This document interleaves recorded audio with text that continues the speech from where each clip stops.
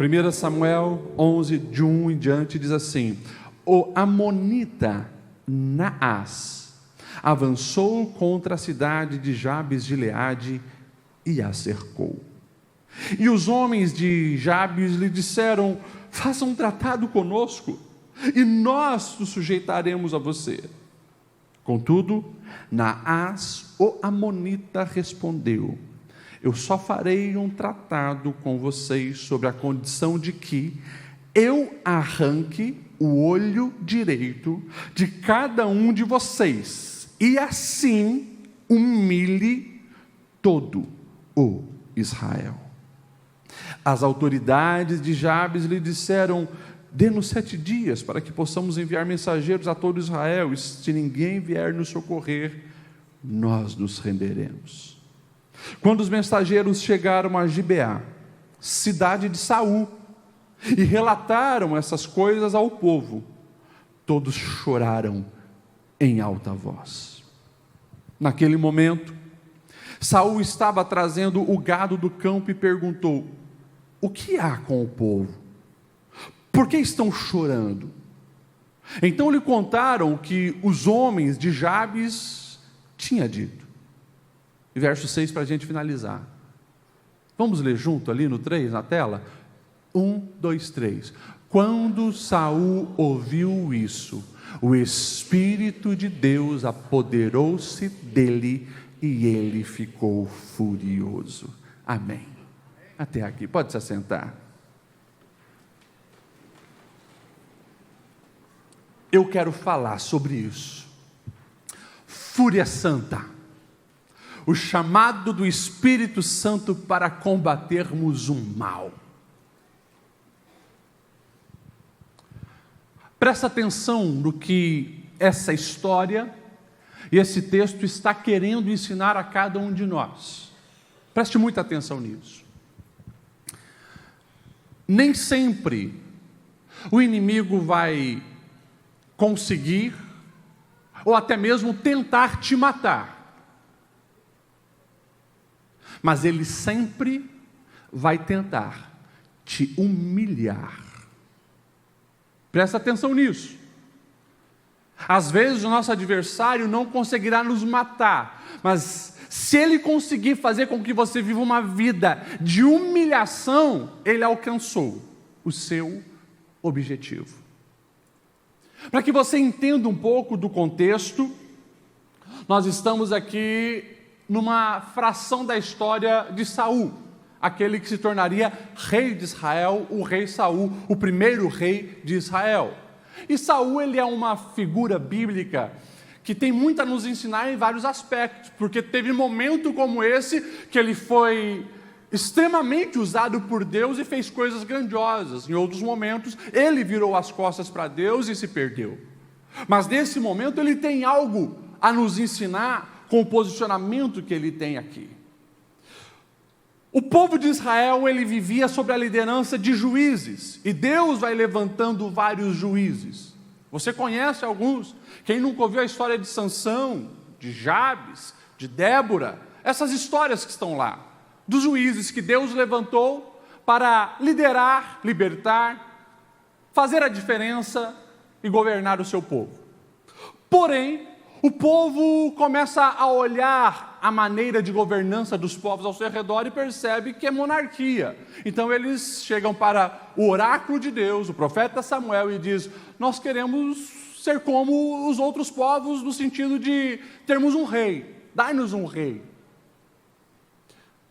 Samuel ora sobre isso, Deus então diz, já que eles querem um rei, deles um rei, e Deus vai revelar Saul, e eu já vou explicar como vai ser isso, para vocês entenderem melhor. Enfim, Saul foi escolhido por Deus para ser o novo governante, e agora o primeiro rei de Israel. Só que o contexto não era um contexto favorável. Muitas adversidades aconteciam nas cidades de Israel, como nós estamos vendo aqui. O texto, lá no primeiro versículo, versículo 1, vai dizer que um rei amonita chamado Naás, ele avançou contra uma das cidades, a cidade de Jabes de Gileade, e a cercou. Esse acercar não é num dia só, imagine, né? As tropas com seus guerreiros, cavaleiros, vindo, cercou a cidade. Isso levava tempo. Os acampamentos, eles ficavam geralmente perto dos muros da cidade. Aquilo ia se construindo, a ponto de o povo que está dentro da cidade começa a ter crises nas suas emoções. Por quê? Porque eles percebem que o inimigo logo, logo vai atacar, vai entrar. E aonde há um ataque do inimigo, ali há morte, ali há destruição, ali há estupro de mulheres, ali há assassinato de crianças, ali há barbaridades. E eles estão agora numa situação extremamente complicada, esse povo de Jabes, porque eles têm uma certeza: o nosso exército, a nossa capacidade, a nossa força não consegue guerrear contra Naás e contra as forças amonitas. O rei estava esperando uma rendição, e o rei manda uma proposta para eles. Olha só a proposta de Naás, que isso choca. A proposta de Naás é justamente isso: se vocês não querem morrer, e se vocês querem se sujeitar, eu só aceito a sujeitação de vocês, vocês serão meu escravo com uma condição: se eu puder furar o olho direito de cada um de vocês. Ou seja, um símbolo de humilhação. Alguns especialistas vão dizer que isso também comprometia alguns fatores da guerra. Primeiro, os arqueiros e os atiradores de funda, eles perderiam um pouco da dimensão de profundidade e distância por causa do olho direito furado. Alguns também dizem que como o escudo ficava no braço esquerdo, e eles, para se proteger, espiavam com o olho direito para lançar fundas e assim por diante, também eles estariam comprometidos e teriam que se expor mais durante a guerra. Ou seja, o adversário, ele está numa estratégia ali de não apenas tornar aquele povo escravo, mas humilhar e comprometer qualquer possibilidade de reação. Eles pedem 7 dias e mandam um socorro, um help, para todas as outras cidades de Israel. E chega onde estava Saul, e como nós vimos ali, o povo começa a chorar desesperadamente, porque imagine, se estão atacando uma das nossas cidades, logo nós seremos os próximos. E se eles não aceitaram que aquele povo apenas os servisse, mas eles querem agora humilhar e furar o olho direito, logo também vai acontecer conosco. E eles começam a padecer nas suas emoções, até que chega no verso 6 que nós lemos: quando Saul ouviu sobre aquilo, o Espírito de Deus se apoderou dele, e ele ficou furioso. Sabe o que eu aprendo aqui? Eu queria que você levasse isso para a sua vida, e presta muita atenção nisso, porque ao longo desse ano nós estamos falando sobre ser crente conduzido pelo Espírito Santo, cheio do Espírito Santo. Ao olhar esse texto, eu aprendo que o Espírito de Deus nos leva muito além do lamento da perda. Presta atenção nisso, porque quando uma notícia ruim chega até nós, ou quando nós estamos sendo ameaçados, ou quando um grande problema bate na nossa porta, de fato a gente sofre, de fato a gente lamenta, mas nós precisamos entender que por mais negativo que seja o cenário, não adianta apenas ficar se lamentando. Esse lamento precisa nos colocar numa situação de indignação, a ponto de acontecer uma reação, que haja uma resposta urgente diante daquilo que nos fez lamentar. E é justamente isso que Saul, cheio do Espírito Santo, ele faz. Ele fica furioso, ele fica indignado, porque parecia que o povo todo estava aceitando aquela derrota. Todos estavam conformados que não teria outra solução a não ser se render a Naás, ao exército amonita, e ter o olho direito furado. E aqui eu quero já te chamar para você começar a aplicar isso na sua vida. Eu faço através de uma pergunta muito simples: o que te indigna? O que te deixa furioso? Porque existem vários tipos de indignação e manifestação de fúria, e muitas delas não são nada santa. Conheço muitas pessoas que ficam extremamente furiosos quando o seu time perde. E a pergunta que talvez a sua esposa já fez, alguns amigos já fizeram: mas o que isso muda na sua vida se o seu time ganha ou o seu time perde?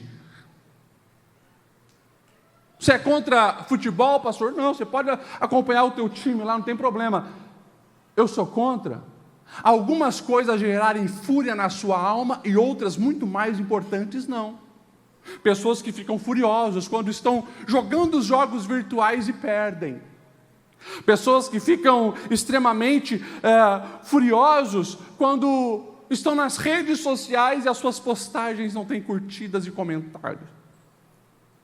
Pessoas ficam furiosas, indignadas por coisas banais, mas assustadoramente não ficam furiosas, indignadas contra a corrupção da nossa nação. Não ficam indignadas com uma vida espiritual medíocre, porque entra ano, sai ano e nada muda. Não tem transformação, não tem vida, não tem experiência com Deus, não tem conhecimento dos dons espirituais.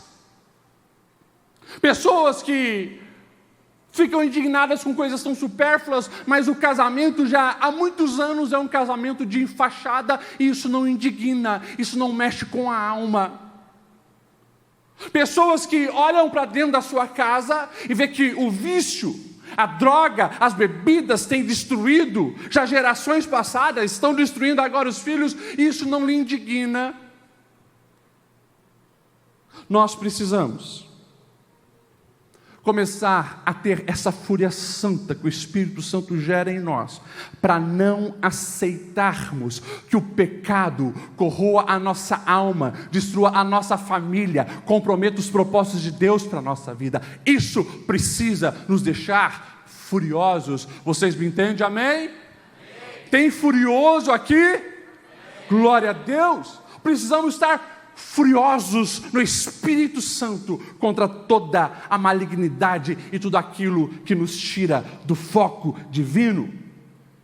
E quem produz isso em nós é o Espírito Santo, que nos leva a essa situação de nós não aceitarmos que toda essa podridão domine a nossa vida.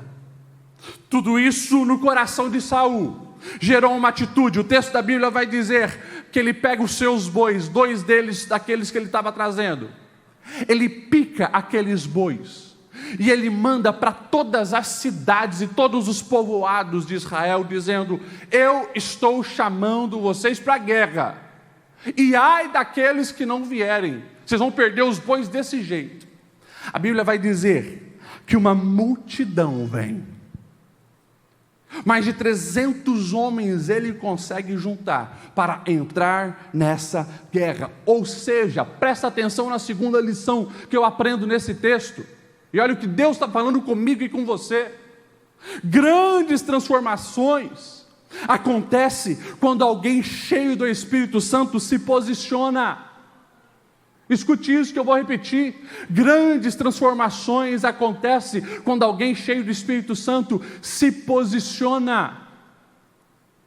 Os problemas, eles batem e chegam na porta de todos nós.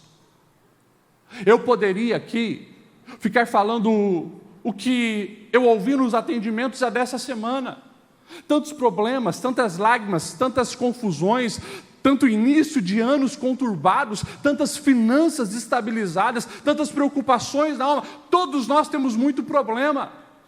Agora, infelizmente, desde que o pecado entrou no mundo, mudanças muitas vezes não acontecem porque, em vez de cada um assumir a sua responsabilidade e agir para que aconteçam as mudanças, nós gostamos de terceirizar e culpar os outros. A fala é: alguém tem que fazer alguma coisa. Alguém tem que fazer alguma coisa.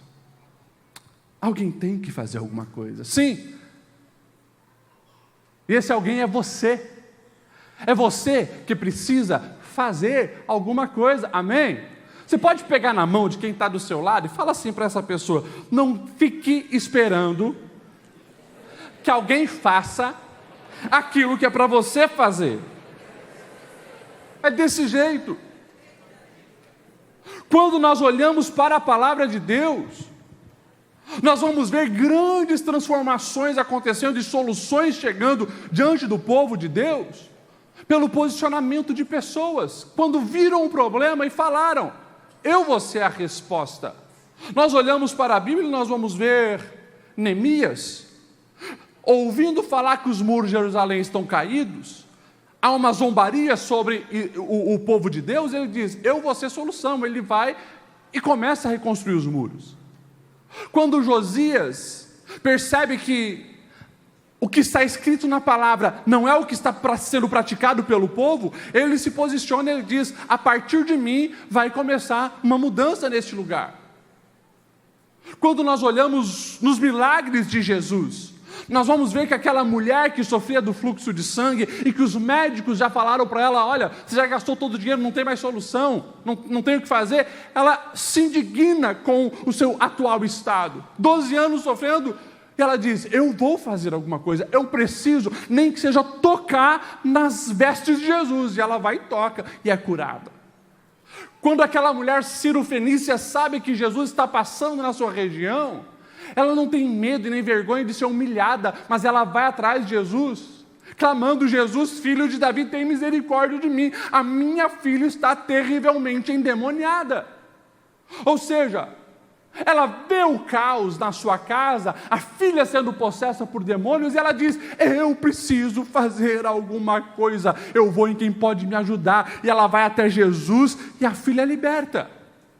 Ei, presta atenção, você que é pai, você que é mãe, e hoje o seu filho, a sua filha, não está vivendo os propósitos de Deus, é você que tem que fazer alguma coisa.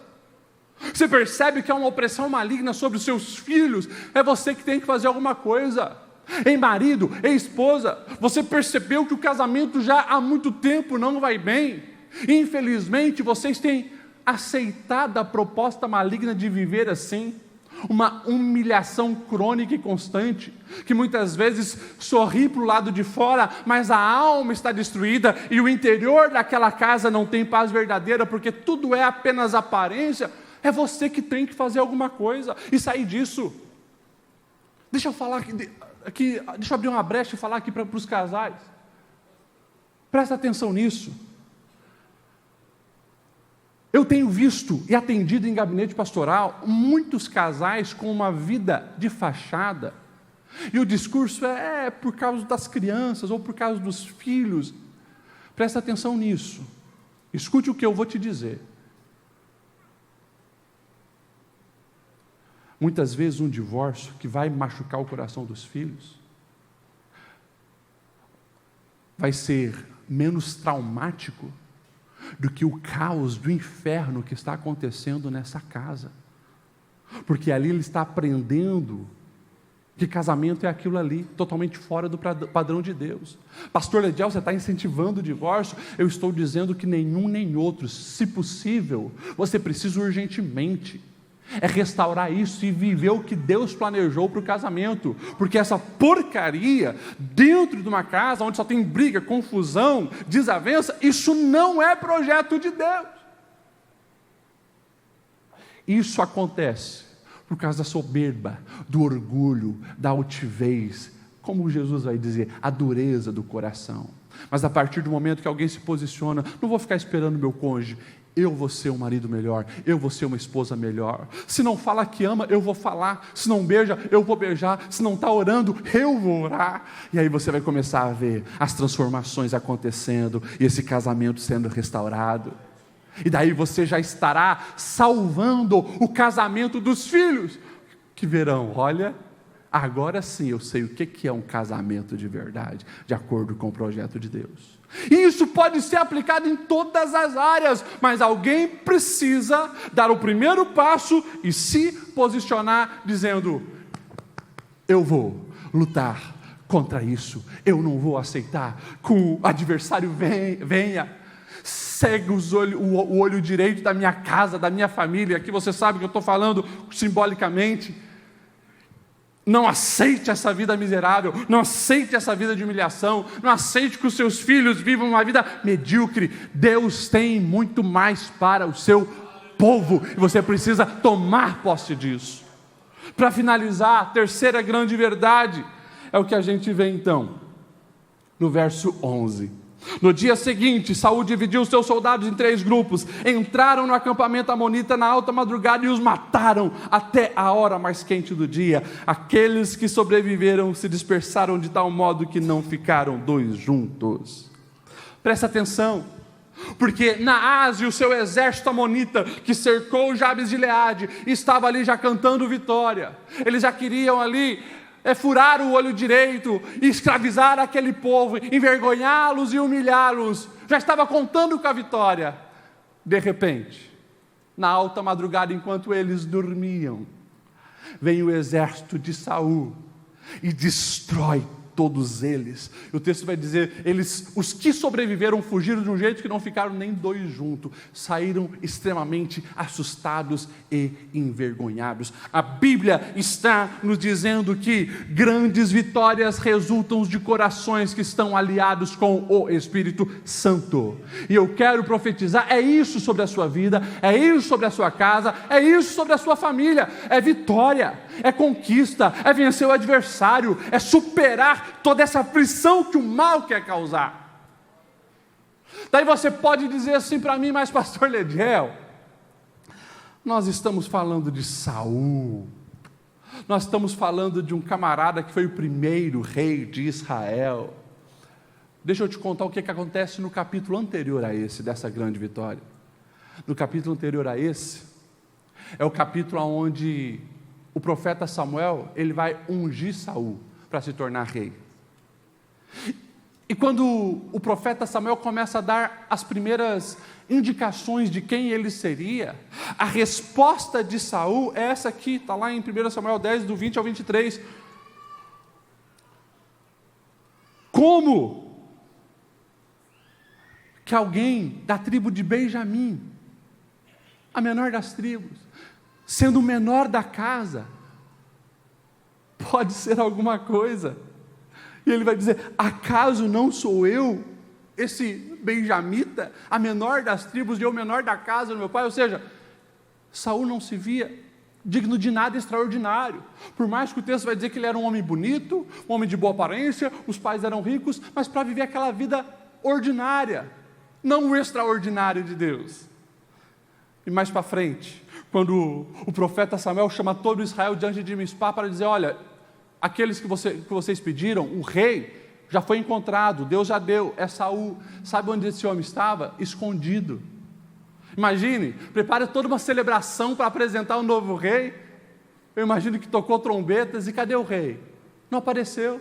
Daí o Espírito Santo fala com o profeta Samuel, ele já está aí, mas ele está escondido. O camarada estava escondido, perto das malas, das bagagens, de medo de assumir aquele cargo. Esse era quem? Um Saul, que ainda não estava sendo conduzido e cheio do Espírito Santo. Parece que esse outro Saul que nós estamos vendo agora, que fica furioso com essa fúria santa, e sai para conquistar e derrotar os inimigos e lutar em prol de boas causas, é uma outra pessoa. Não, nós estamos falando do mesmo Saul, só que um ainda não tinha a dimensão que o Espírito Santo poderia fazer na vida dele. Aqui nós estamos vendo o que é um coração que diz, eu quero, Senhor, mais de Ti, eu quero estar alinhado contigo. Portanto, presta bastante atenção no que a Bíblia está dizendo para mim e para você. Se você não se vê digno ou digna de viver o extraordinário, não tem problema. Isso às vezes até revela um coração humilde e não soberbo. Porém, Deus não está contando com a tua força, com o teu expertise, com o teu potencial. Não. Deus só precisa de um coração entregue. Aonde há um coração entregue, ali o extraordinário vai acontecer, porque é Ele que faz. Então, escute o que esse pastor está te dizendo, porque ao longo da vida, rótulos vão sendo colocados sobre mim e sobre você. Pessoas vão tendo olhares de desconfiança sobre mim e sobre você, assim como foi com Saul. Deixa eu ler mais um versículo aqui da palavra de Deus. Quando o profeta Samuel unge Saul, e ele se torna oficialmente o rei, lá no 1 Samuel 9, 21, pouco mais para frente, 10:26, o texto vai dizer assim, que Saul foi para a sua casa em Gibeá, acompanhado por alguns guerreiros, cujo coração tinha sido tocado. Olha só, ele foi ungido, algumas pessoas disseram, vamos estar juntos, já que é o novo rei. Mas olha a continuação do versículo, alguns vadios, porém, disseram, como este homem pode nos salvar? Desprezaram-no e não lhe deram presentes. Curioso, né? Você pensa que é só você que sofreu desprezo, desconfiança, palavras negativas, de que você não ia conseguir viver o extraordinário de Deus. Todos, e você não vai encontrar um herói ou heroína da palavra de Deus ou na vida real que não tiveram também os seus adversários, que com palavras tentaram matar. Isso está para todos nós. Porque assim como Deus tem os seus agentes do bem, o diabo tem os seus agentes do mal, e com palavras eles tentam matar. Então, presta atenção. O que você precisa fazer? Você precisa permitir que o Espírito Santo te tome, te encha. Ele vai te dar a sabedoria necessária, a estratégia necessária.